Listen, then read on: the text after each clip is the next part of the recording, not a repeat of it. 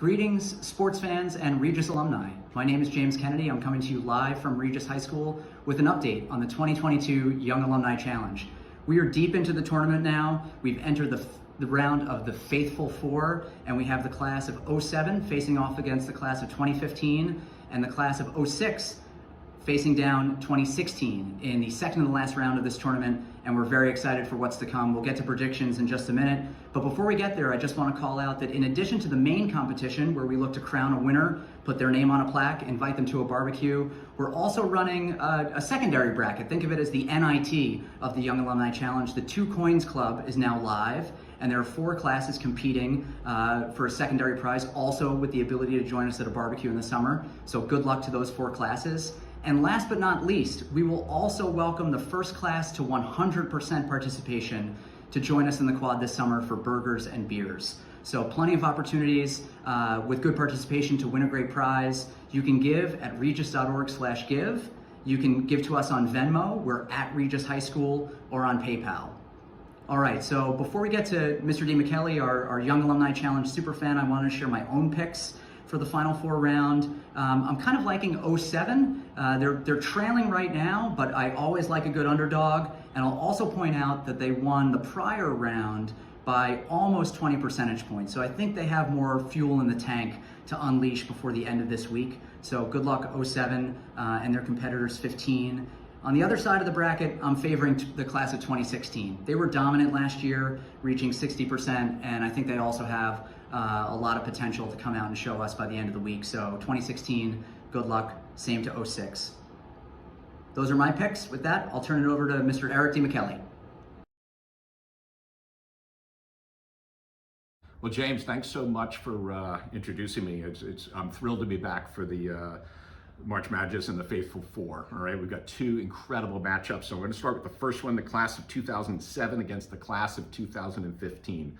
You know, the way I look at it, I'm going to go with the strengths first of 2007, then I'm going to look at the strengths of 2015. I think that's one point of comparison. So in 2007, I'm looking over the roster and I'm thinking these guys have an overwhelming medical advantage, okay? There are 9 medical doctors in this class, or at least 9 guys in the class pretending to be medical doctors. So you got Rob Brochin, Chris Bondak, Paul Cristofano, Matt Costa, Pat Mafucci, Mark Real, John Rogan, and Brian Varian. Can you imagine if they have any injuries in March Madness, what will happen? They'll have the whole staff ready to be able to remedy those guys. They also have a huge technological advantage. You have Chris McGuire, who's literally the director of technology at the National Security Council. I don't think there's anything that the class of 2015 can do to counter that technological advantage. 2007 also has David Foley, who is a professor of computer science at the University of Michigan. I know he's working on a special sort of March Madness algorithm, which will sort of boost their participation numbers. So we'll see what happens with that. I don't know if it's legal, but I know he's smart enough to pull that off. The other thing they have is they've already written their victory speech. Can you imagine that? Chris Fox, okay, one of their classmates, is a professional writer at West Wing Writers, okay? It's a Clinton, Obama group of things, and Chris has already written the speech. So he's just going to hand it to them to, deliver at the end of the contest. So they have to win, otherwise they're going to let Chris down. You don't want to let Chris down. He's one of the nicest guys in the world. But even if they lose, okay, they can always appeal this to the Supreme Court. They can get one of their silver-tongued lawyers. They certainly have enough of them. And I would suggest Brendan Carroll, okay, whose eloquence, how do I describe it? He speaks the Queen's English better than the Queen, okay? So he would be a great advocate for the class of 2007 in front of the Supreme Court. And it's going to be a close call. It's going to probably come down to the decision by Chief Justice John Roberts.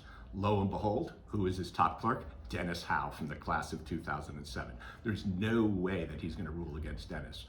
And certainly it's looking pretty good for the class of 2007. But let's turn over to the class of 2015. And the most noteworthy thing about this class, James, simply their incredible participation numbers. Already they're over 53%, which is pretty remarkable since these guys are pretty poor by comparison. They're only the class of 2015 as compared to 2007, when these guys have been collecting their shekels for years. Now, I'm going to say something, and I mean, this is a little revealing, a little peek behind the numbers. A lot of the money came from Declan Cronin's signing bonus with the Chicago Cubs. Okay, I know that, but the participation what counts. And a good portion also came from Jared Desai's sale of his Hearn trophies. All right, if you know Jared, he won a ton of Hearn trophies, and there's nothing as marketable as plastic Hearn trophies on eBay. So I think that's a lot of the money, but I think the participation is the most important thing. They also have a combination of brawn and brains in this group, all right, as embodied by the famous Bernie Tyson. Okay, you know how big Bernie Tyson is? Okay, he's like 3 times the size he was when he was in high school, and just as smart. Imagine that combination. And he's just sort of the embodiment of the class more broadly. They also have some military background on their side with Second Lieutenant Ryan Carragher. I'm not suggesting he's involved in military intelligence, but he was a pretty smart guy when he was at Regis. So let's see what happens with that. They also have a lot of smart, high character guys. Some of my favorite guys, Jason Abdulli, Esteban Angeles, Montserrat de Leon, and Patrick Ndukwe. I saw Patrick the other day. His brother's coming into Regis this year. He is primed and ready to get his classmates to participate in this great effort. Now, the class of 2007 is going to come back. Look, we have Rugare, okay, probably the nicest guy. Rugare is one who graduated Regis. So Rugare against these 5 guys you mentioned, I don't know, it's somewhat of a standstill. Finally, the other strength that the class of 2015 has is Matt Breen. Because you remember, Matt's dad is Mike Breen, the Knicks announcer. That is a huge advantage in March Madness, to have the Knicks announcer calling the game. You know, it's not that he's not, you know, fair-minded. He always is when he calls the Knicks game, but there's a slight tilt to the Knicks, and there'll be a slight tilt to the class of 2015. Bottom line, formidable group to class of 2007, but I think the participation numbers, which is key metric in this contest, I'm going to give the tip in a massive upset to the class of 2015. And James, the second matchup is even tighter, all right? You have this great matchup between the class of 2006 and the class of 2016.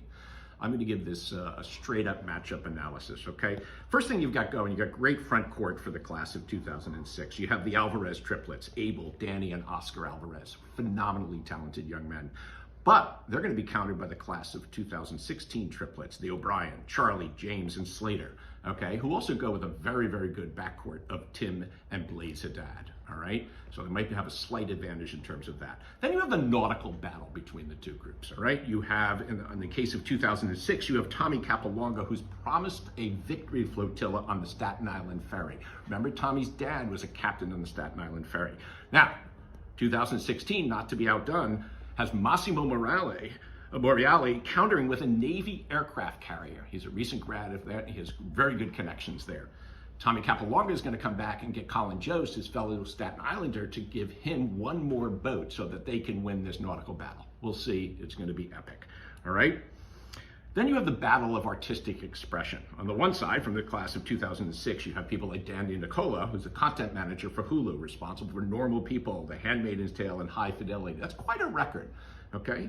2016, and these guys are younger. You have the very, very fertile imaginations of Connor Gilroy and Tom Hoops. Enough said on that. For any of you who heard their duo when they were at Regis, amazingly talented guys, sleepers in the artistic realm. Shonda Rhimes is looking very closely at the winner of that particular battle. Then you have the battle of intelligence, okay? But a very specific type of intelligence. In the class of 2006, you have Brendan Johansson's experience with the CIA in Afghanistan, where he apparently befriended several warlords, okay, who will become very, very significant in this particular battle, versus George Savoca from the class of 2016, whose company Hebia is on the cutting edge of the use of artificial intelligence as part of a search engine. Two different types of intelligence, very, very close call. Bottom line, who do I think is going to win here? If you go back to my original tape in this, I threw in my lot with the class of 2006, okay? The last class I taught in history, there's an emotional appeal to supporting them. 2016, great guys, but I think I'm going to go with 2006. If for no other reason, this will be a wonderful wedding gift for Don Whitley, who's getting married later this year. So that's it. Good luck to all the teams, to all the classes, and do this for Regis. Thank you.